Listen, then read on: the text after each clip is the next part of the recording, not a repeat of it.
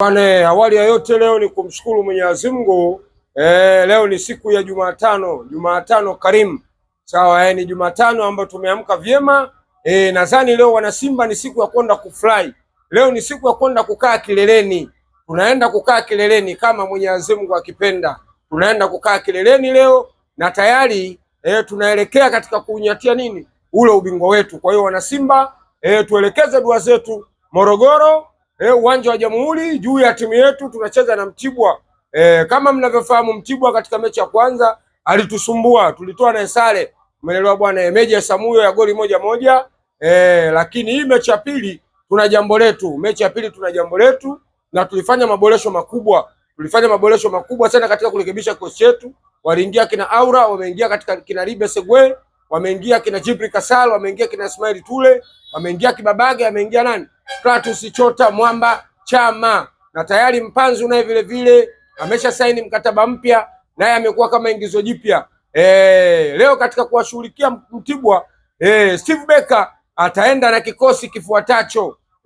Ataenda na Jibri Kasal, ataenda na Shomari Kapombe, ataenda na ubavu wa kushoto Kibabage mzee wa kujitutumua, alafu katikati ataenda na Ismail Tule, alafu ataenda na nani? Ataenda na beki mstaarabu ambaye sasa hivi South Africa wanajuta kumkosa katika kombe la dunia huko Marekani, maana masenta beki wao wamekuwa ni mabeki wa kufanya makosa. Rushin Duruk leo ndio atamaliza katikati pale, captain na naoza mpya wa Simba Sports Club.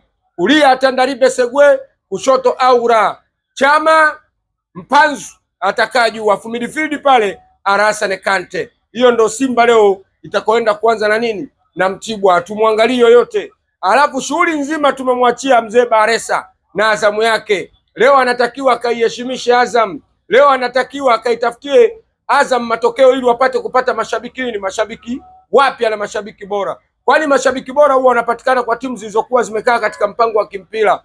Sio hii habari kama tetesi zinavyozungumzwa kwamba fulani atamwachia fulani, alimwachia fulani. Mpira huu haupo. Kumbuka hii ligi ni ya kwako. Hii ligi sio ya Yanga wala sio ya Simba. Wewe ndio uloweka bilioni 273 kwa miaka 10. Kwa hiyo lazima uwe na uchungu na hela yako. Ili ligi iwe bora, watu wakae kwenye uhalisia wa mpira. Kila mtu ashia ale kwa urefu wa kamba yake. Wanatakiwa washinde kwa nguvu zao. Sio habari ya kuachiana. Kuna wachezaji ambao tushapata taarifa zao. Wanajifanya wana mapenzi na Yanga na tayari wanataka kutumika katika kuihujumu nini? Kuihujumu timu ya Azam. Pindi tutakapoona viashiria hivyo, basi tutakuwa maadui wa Azam milele daima, na ligi itakuwa inapoteza taswira ya uligi bora. Ligi yetu ni namba 5 barani Afrika. Kwa hiyo inapaswa tukae katika uhalisia wa nini? Uhalisia wa mpira. Chonde mzee Baresa, waambie wanao, mwambie Yusufu, mwambie Omari kwamba timu inatakiwa ilelewe, ikae katika misingi ya kimpira. Utapata mashabiki waliokuwa bora, ambao wanaweza wakaisupport nini? Timu yako kama timu itakuwa inafanya vizuri. Kumbuka hii ni historia unaenda kuiweka. Ni historia ambayo umemvua Yanga 2026. Umemvua kombe la nini? Kombe la FA, umemtoa kwenye nusu finali, umeingia finali, unaenda kucheza na Simba Sports Club. Alafu vile vile unaenda kuweka historia tena leo katika kumvua kombe la nini? Kombe la ligi. Ina maana ukimfunga tu leo Yanga, ina maana tayari ushamvua kombe la nini? Kombe la ligi. Kwa hiyo utakuwa umejiwekea historia kubwa. Kama ligi ya Uingereza, Southampton walivyofanya kwa nani? Kwa Man City. Basi unatakiwa na wewe leo ufanye hivyo, hata kama haupo katika nini, ka title contender, lakini weka historia ya kumvua bingwa. Simba alishafanya hivyo 2003, tulimvua Zamalek ya Misri ubingwa. Lakini je, ubingwa tulichukua sisi? Hapana, alichukua mtu mwingine. Lakini wewe unaweka historia, umemtoa bingwa mtetezi. Simba alishafanya hivyo. Kwa hiyo tunakuomba, unatakiwa ufanye kitu hicho. Simba alishamfanya tena Wydad Casablanca na kumpoteza katika ramani ya Afrika.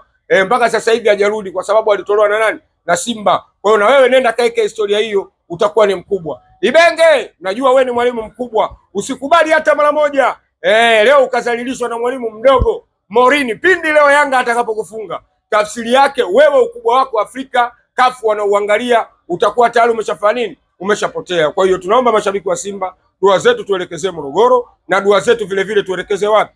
Tuelekezee Zanzibar, ili Azam waweze kupata matokeo ya pointi 3 au wapate sare, ili tuendelee kuomba dua na TRA, tuendelee kuomba dua na nani? Na JKT Tanzania. Wako kama kawaida GB64 hapo. Hiyo ni GB64 TV. Usisahau kusubscribe na kunifollow na kunifuata ili uweze kupata habari muhimu za kimichezo. Tayari tuna chaneli yetu GB 64, utaenda kuiangalia GB 64 TV.